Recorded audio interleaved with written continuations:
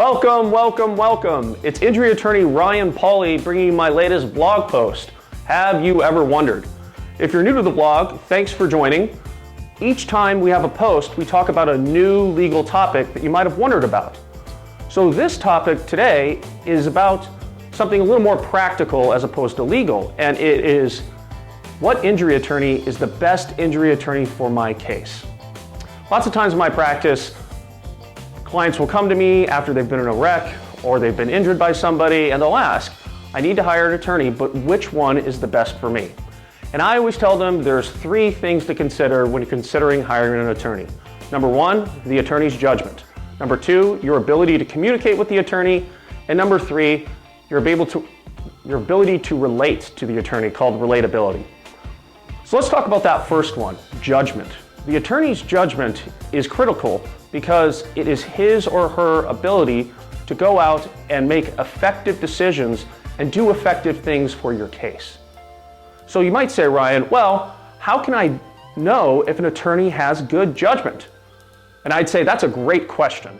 And there's really two factors that you need to consider when you are measuring somebody's judgment. Number one is their experience. And in the injury context, what type of cases have they had before?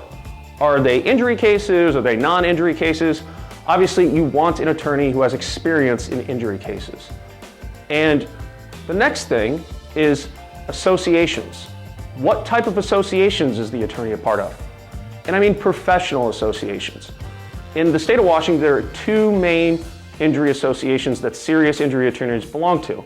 One is the Washington State Association of Justice, and two is the American Association of Justice.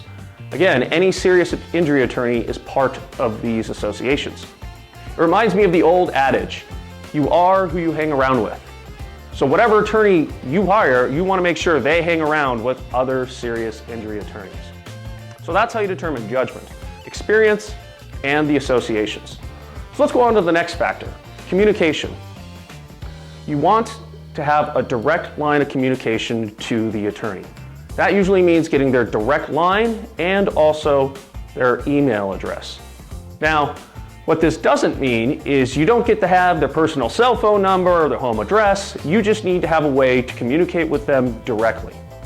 Sometimes clients might hire an attorney and then they're dealing with support staff for the lawyer. And on administrative things, that's okay. But when there's serious questions about your case, they need to be answered by the attorney. So that's communication. And the third is relatability. In any injury case, one of the most important things is the attorney's ability to understand what has happened to you. And he or she's not going to be able to do that unless you can relate to them. You can relate to him or her on a more personal level.